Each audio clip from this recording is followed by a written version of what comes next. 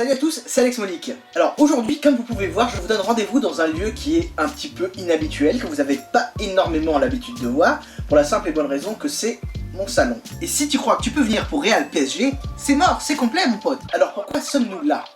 Eh bien, car lors du salon Rétromobile, j'ai laissé libre cours à mes pulsions. J'ai craqué et j'ai fait ce que j'appelle une bêtise. En gros, alors que je me baladais dans les allées du salon, eh bien je suis tombé sur plusieurs magasins de miniatures, et ça n'a pas raté vu que je suis tombé nez à nez sur un modèle qui m'a tout de suite tapé dans l'œil. Du coup, je me retrouve avec ça chez moi après avoir fait un achat qu'on appelle impulsif. Eh bien vous savez quoi, je vous invite de découvrir avec moi mon nouveau modèle 1.18, vu que je n'ai visiblement toujours pas ouvert la boîte. Et pour le coup, c'est pas un montage ni rien, j'ai vraiment toujours pas ouvert la boîte, hein.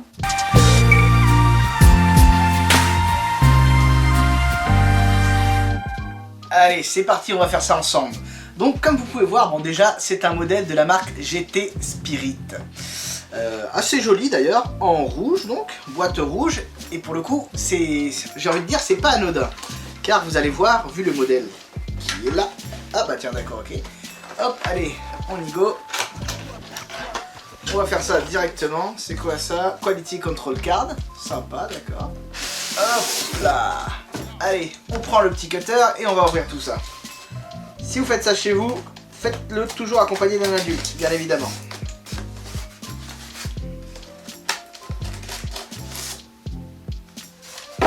Tadam!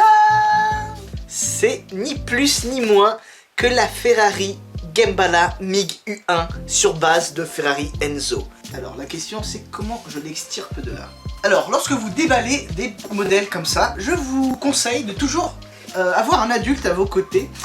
Car très franchement parfois c'est pas toujours facile.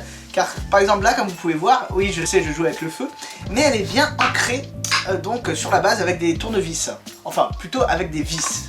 Donc il faut se servir d'un tournevis. Évidemment si je visse dans le mauvais sens ça va pas le faire. Alors moi aussi je suis super impatient dans ce genre de truc, c'est-à-dire je peux y aller vraiment en mode comme un gros goret et pas faire super gaffe. Hop là, première vis down. Alors forcément maintenant il s'agit de la sortir délicatement de... Oh là là, qu'est-ce qu'elle est belle. Eh bien la voilà, ma dernière folie, ma dernière lubie. Cette Ferrari Gembala MiG U1 rouge de marque GT Spirit de taille 1.18.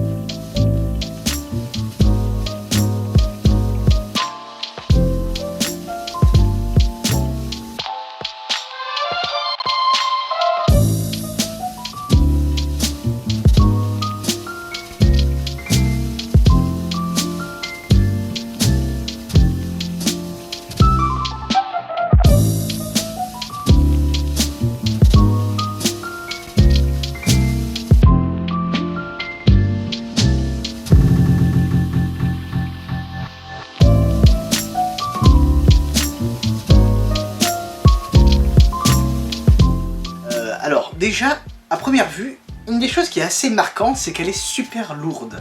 On dirait qu'elle est en résine, ce qui, je ne pense pas que ce soit le cas. Clairement, elle est plutôt badass. S'il y a bien quelque chose qu'on pourrait me reprocher, c'est le fait qu'elle soit rouge. Car en effet, il n'y en a eu qu'une seule, et celle-ci était blanche, et non pas rouge. Donc au final, c'est un peu comme si j'avais acheté une voiture qui n'existait pas, avec un coloris qui n'existait pas. Alors certes, c'est vrai, mais bon, je la trouve déjà super jolie. Puis il y a une chose qu'il ne faut pas oublier aussi et surtout, c'est qu'en blanc, il me semble, je veux pas dire de bêtises, mais en blanc déjà, les prix d'entrée de gamme, c'est du genre 300-700 €. Donc voilà, c'est pas trop à ma portée. Alors que celle-ci, très franchement, elle est à... Enfin, je l'ai payée 99 € au salon Rétromobile. Donc, alors certes, c'est un petit budget, on va pas se voiler la face, mais bon, c'est quand même beaucoup plus abordable que les 300-700 € des modèles Spark, il me semble. Alors moi, personnellement, je n'ai jamais été un grand adepte gourou du moindre petit détail. À savoir que pour moi, il suffit que la voiture soit belle, que je la trouve personnellement belle, et elle mérite sa place amplement dans ma collection. Non seulement, donc c'est un modèle rare, unique même, excusez-moi, sur base de Ferrari Enzo, ma voiture préférée. Alors oui, il y en a beaucoup qui diront « Bah ouais, c'est pas vraiment une Enzo, hein, blablabla, au final. » Et je suis tout à fait d'accord avec eux, ce n'est pas une Enzo à proprement parler. Alors un détail assez important, je pense, elle n'est pas ouvrable. C'est-à-dire forcément tu peux pas ouvrir les portes ou quoi que ce soit. D'ailleurs, les roues ne bougent même pas. D'un point de vue avantage, en ce qui me concerne, Alors déjà, je la trouve beaucoup moins fragile que d'autres modèles. Même au niveau des rétros, alors là, je fais un truc... Voilà, je teste. En gros, ça m'a l'air d'être un truc assez mastoc et du coup, ça va pas se casser facilement. Et donc c'est un bon point pour moi. Donc je vous disais qu'elle n'était pas ouvrable, donc au niveau de l'intérieur, on pourrait imaginer que l'intérieur aurait été délaissé par GT Spirit. Alors bien au contraire, je le trouve beaucoup plus travaillé que dans d'autres modèles qui sont certes beaucoup moins chers, mais ouvrants. Vous voyez, il y a le tableau de bord côté passager matelassé. On peut même apercevoir, si j'arrive à faire le point, la plaque intérieure qui dit Gembala Migu 1. Elle est là, plutôt de bonne qualité, là on la voit peut-être un peu mieux. Regardez, on peut même voir le cuir matelassé des sièges avec le harnais à 4 points. Plutôt, franchement, je suis très satisfait de l'intérieur, je trouve. Hein. Alors, j'aime pas trop chipoter, mais bon, si on peut trouver des défauts, j'ai trouvé celui-là, le sticker Gembala Migu 1, qui, je trouve, fait un petit peu cheap. Alors, un autre tout petit défaut que j'ai pu trouver, et encore une fois, comme je vous dis, c'est tout petit, hein, il y a toujours, donc, du coup, ce petit morceau de peinture rouge que vous pouvez voir ici et là. C'est sur la lame qui est censée être en carbone, d'ailleurs, et qui ne l'est pas. Enfin bref, voilà, c'était juste une très courte vidéo pour vous montrer plus en détail ma nouvelle acquisition. Alors vous, je sais pas ce que vous en pensez, mais moi, très franchement, personnellement, je la trouve sublime. Je l'ai pas acheté pour rien d'ailleurs.